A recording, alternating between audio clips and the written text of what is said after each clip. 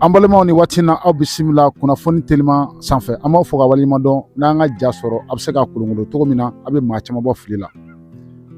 Opération Kokajɛ okumu kɔnɔna na bi an nimisi wasalen tɛ kosɛbɛ, bi an kɔntannen tɛ kosɛbɛ, bi an dusuku kaminen don kosɛbɛ. Opération Kokajɛ ale min sigila sen kan contrôleur principal Tapa Uri Dɛma Jalo fɛ n'ale ye Kayi polisi ɲɛmaaba ye. An bɛ foli ani tantoli ta ni ka Tapa sɛgɛrɛ sabula sigi ni bi cɛ Kayi kora ka jɛ i n'a fɔ ko kɔri. Opération Kokajɛ b'an sama ka taa n'an ye fo Bamako. N'an taara Bamako an bɛ taa Kati mara la, an bɛ taa fo Muntugu la. N'an taara Muntugu la juillet kalo tile 7 nin kɛra kasi ye, nin kɛra tɔɔrɔ ye, nin kɛra degun ye sapeur pompier bɛɛ lajɛlen ma. Sabula adjudant chef Abdoulaye Keita n'ale ye promotion 2010 ye a bɔlen baarakɛyɔrɔ la ni don ko san 2026 a taara sɔrɔ a ka denbaya la Muntugu la tigɛdɛgɛna o de tun kɛra tilela ye. Sabula ko forodimi b'ale la a y'a ɲini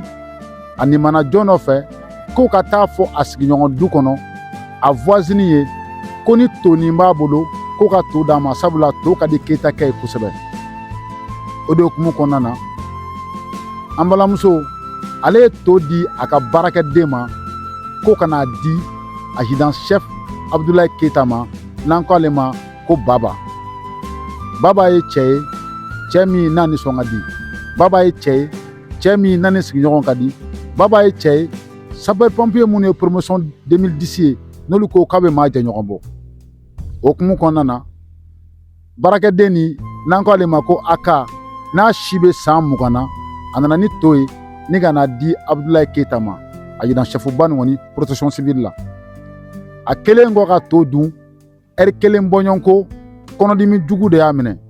U y'a ta o yɔrɔ bɛɛ lajɛlen na ni ka taa n'a ye Muntugu la clinique dɔ la. Olu y'a jira k'a fɔ ko ni kɔnɔdimi tɛ kɔnɔdimi gansan ye k'olu tɛ se ni ka nin furakɛ. O yɔrɔ bɛɛ clinique mɔgɔ y'a donni ni ka taa n'a ye hôpital du Mali la Bamako Bamaɲare. U se yen nɛgɛ kanɲɛ fu waati fɛn min ye Baba ye adjudant chef ni Abdoulaye Keita kɔnɔdimi nin kɛra a sata ye. O kɛ min u nana sangabokɛnɛ sigi. Sangabokɛnɛ hukumu kɔnɔna na fɛn min ka dɔn k'a fɔ an balimamuso min nana ni to ye min si bɛ san 20 na n'an k'a ma ko Aka ale ye duuru dɔ fiyɛ na ni ka taa k'a ka telefɔni faga ka jɛn a ka san 1 sara kɔ baarakɛdenya la a ye san 1 min kɛ tɔɔrɔ ni ɲani na soloka wuli la a jɛn'o sara kɔ ni ka boli k'a ka telefɔni faga. O kɛlen sokɔnɔmɔgɔw ko n'an k'i kɔ ko e ma bo kɛ munna i b'i boli jɔrɔnaw daminɛna. O yɔrɔ bɛɛ lajɛlen na u ye fɛsɛfɛsɛliw ta ni ka enquêtew daminɛ ko mun kɛra fɛn min ka dɔn k'a fɔ Abdoulaye Keita n'o ye adjudant chef ale taɲakun ye. Ɲininkali busamisɛnninw tugulen a jɛɲɔgɔnw na dɔw y'a jira k'a fɔ k'a taara Kayi, dɔw ko k'a taara Guinée, dɔw ko k'a taara Kangaba, dɔw ko k'a taara Côte d'Ivoire, dɔw ko k'a taara Kɛɲɛba. O yɔrɔnin bɛɛ lajɛlen na fɛn min ka dɔn k'a fɔ contrôleur principal Tapa Uri Dɛma Jalo ka bonya hukumu kɔnɔna na opération Kokajɛ sigila sen kan ni ka an balimamuso min filɛ ja la k'a ɲinini daminɛ. U y'a ɲini kɔrɔn k'a ɲini Tilebi bɛɛ lajɛlen b'a dɔn k'a fɔ Kayi premier arrondissement n'o ɲɛmaa bɛ Dawuda Sise bolo commissaire principal Dawuda ale y'a ka subaw bila ni ka baara kɛ. O y'a jira k'a fɔ ko Aka min si bɛ san 20 na k'a dan bɛ Kɛɲɛba dugu dɔ la Dabiya kɛrɛfɛ. Dabiya kɛrɛfɛ dugu dɔ bɛ yen n'an k'o ma ko Sedakoto. Fɛn min ka dɔn k'a fɔ Aka k'a dan bɛ o yɔrɔ bɛɛ lajɛlen na commissaire principal Dawuda Sise Tapa Uri Dɛma Jalo ka yamaruya kɔnɔna na ale ye wele bila commissaire principal Jaturu Danbele ma ni Kɛɲɛba commissaire ɲɛmaa b'ale bolo. Jaturu ka cɛdenw jigila kɛlɛ kɔnɔ ni ka dugu kɔnɔna mɔmɔ su k'a mɔmɔ tile. Fɛn min ka dɔn k'a fɔ juillet kalo tile 27 Jaturu ka cɛdenw u taara ka t'u tigɛ da an balimamuso kan a kun taara da a tɔntɔn dɔ fɛ yen. U y'a comi ni ka nana ye Kɛɲɛba commissaire kɔnɔna na a ɲɛ Jaturu ɲɛ a ɲɛ brigadier chef cɛdenw ɲɛ a ɲɛ polisiw ɲɛ a y'a fɔ k'ale de ye pɔsɔnna kɛ to la ni k'a di Abdoulaye Keita ma ni k'a fa k'a kɛ kun jumɛn kama kun jɔnjɔn kelen ma se ka sɔrɔ a da ale kɔni ye pɔsɔnna kɛ to nin na wa a kumakan fɛnɛ sɔrɔla dɛ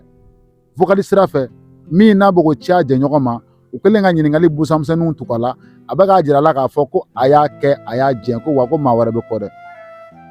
o hukumu kɔnɔna na wɔrɔnin bɛɛ lajɛlen na u y'ale doni i b'a fɔ ko kubɔrɔ